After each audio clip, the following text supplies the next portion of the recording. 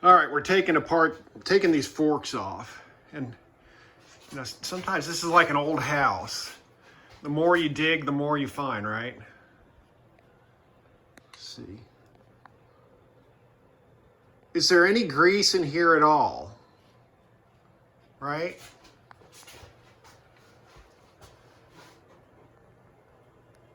Oops, sorry. I don't know what's going on here. Are there any bearings on the bottom? Well, we're going to find out in a second. Okay, so there is a bare minimum amount of grease on the top. And then on the bottom, all right, let's try this again. You lay them flat on the ground. The leg furthest from me sits further down on the ground. And this would be the front of the bike. So I think this one back here is bent down. So I assume I'd have to tweak it back up. And then you look here, you can see that I think this end is lower than that. I think it's coming down. And I don't know if that's a bend as well. But anyhow, all right, so the question is this bent up or is this bent down? And I think this is bent down, and then how to fix it. Let's go with that. Okay, I guess we're doing a bit of a summary, but first off, here are the Honda Express front forks blown out into their separate parts. And I guess I should come in a little closer. We'll do that. We'll move over here a little bit like this. Yeah. So, the inner forks, I think both of those are straight. What's bent is this, and it is bent down. This is the front of the bike. So that fork tube is bent way down towards the ground, which would be consistent with,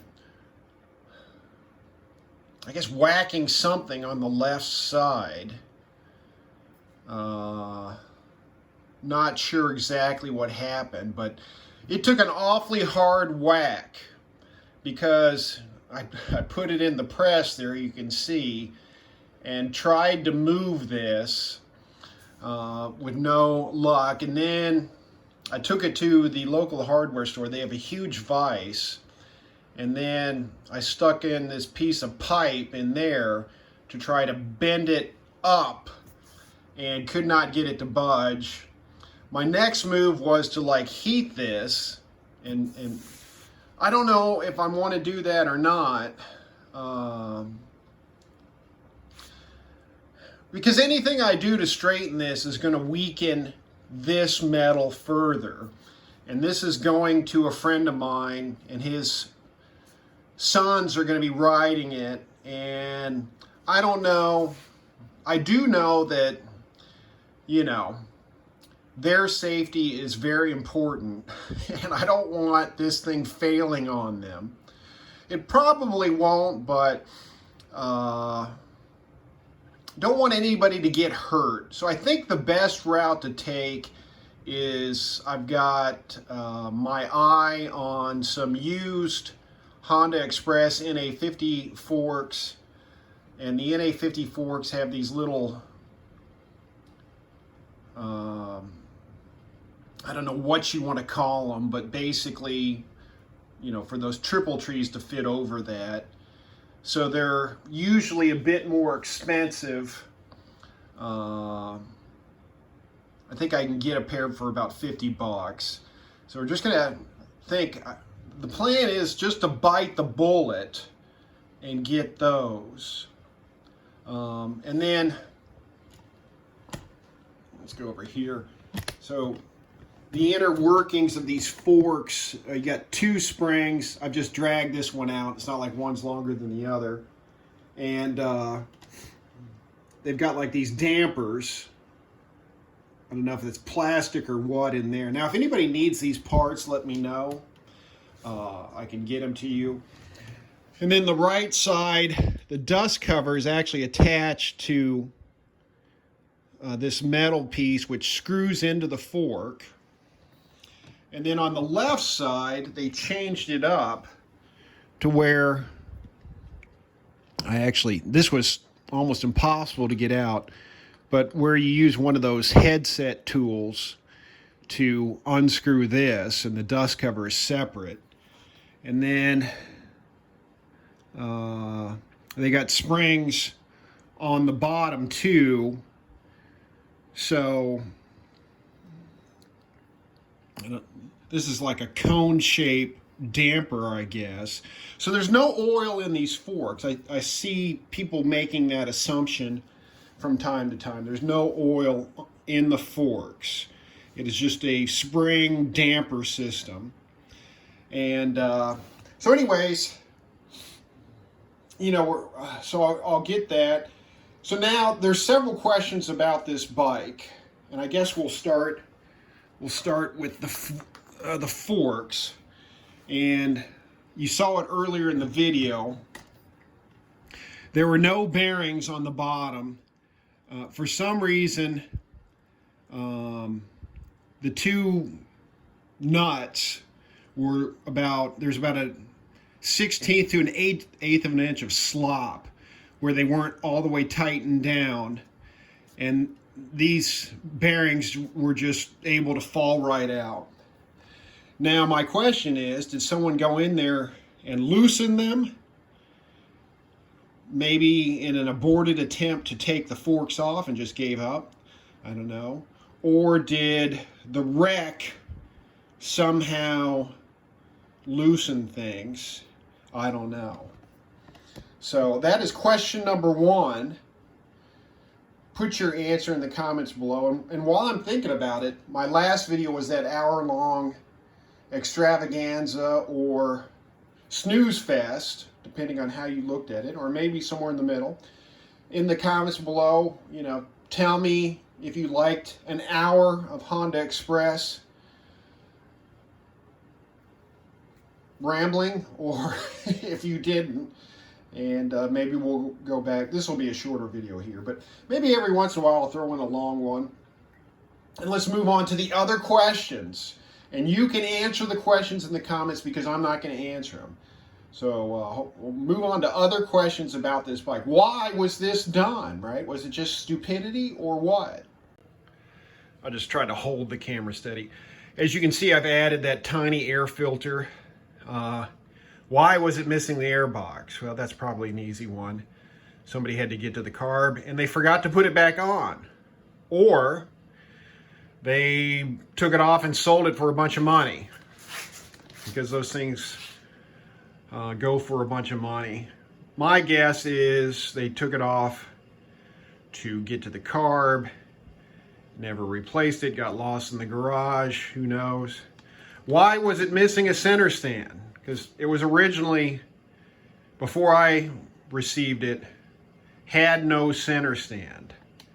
Why would somebody ditch the center stand? Because I know from experience, dealing with these bikes without a center stand is a royal pain in the butt, okay?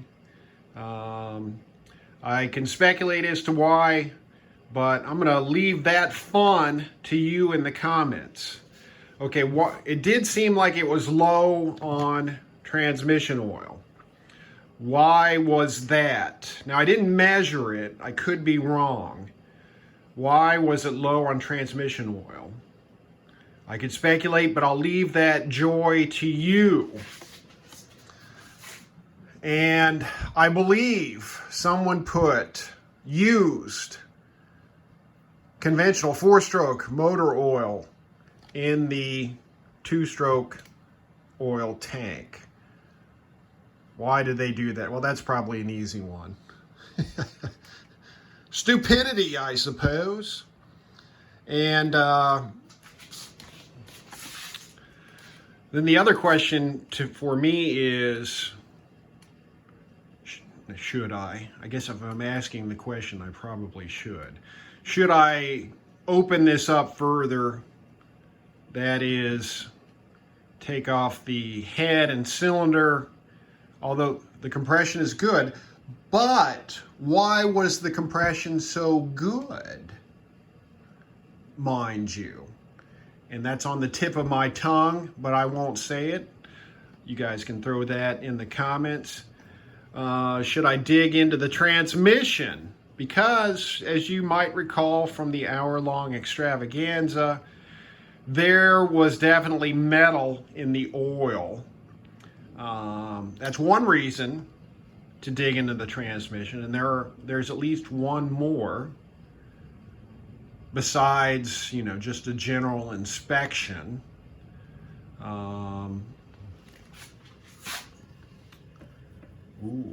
More evidence of perhaps a crash.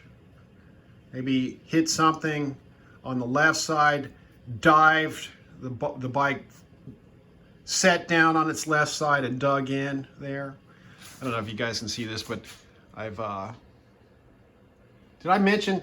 Okay, so I fixed the headlight with some like plastic resin stuff around the whatever they make the headlight out of, some sort of plastic, and it hardened up around that thing, that nut, like that square nut to keep it from turning. And then I replaced it with the smallest length Allen bolts I could find that would work. So we're not, you know, eliminate unnecessary turning on that by using a longer Allen bolt. I wanted to use a screw, but I couldn't find any screws. And then I just snugged them, you know, snugged them in there. So maybe it'll be a clue to the next person. You don't have to, you know, wrench it in there full go. Now, you know, I think somebody was in here because, you know, there's just minimal grease there. I've got to get new bearings for the bottom. Let's go to the other side. I mean, are these brakes all that bad? Why do I have to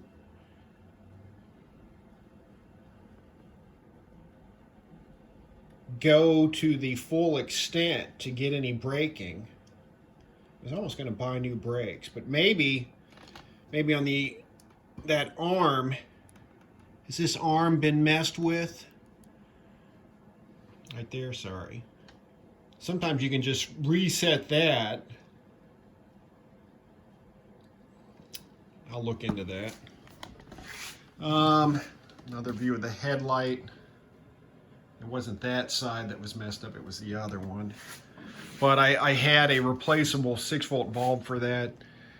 And the regulator seems to be doing its job well.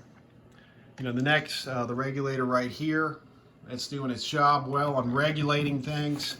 As I tested it with that battery tester, kind of revved it up to see what it would do. See if I can, that's that deer feeder battery that's dead. Maybe I'll throw a charger on that now.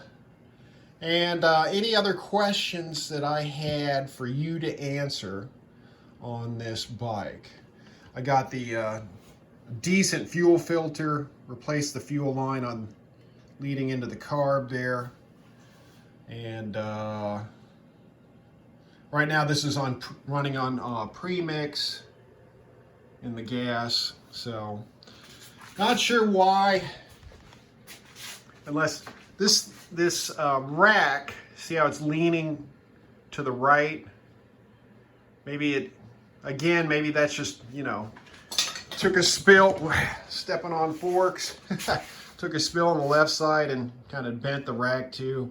Maybe the whole frame's bent, I don't know. So we're gonna order some forks, get it out of this sorry state. It makes me sad to look at it this way.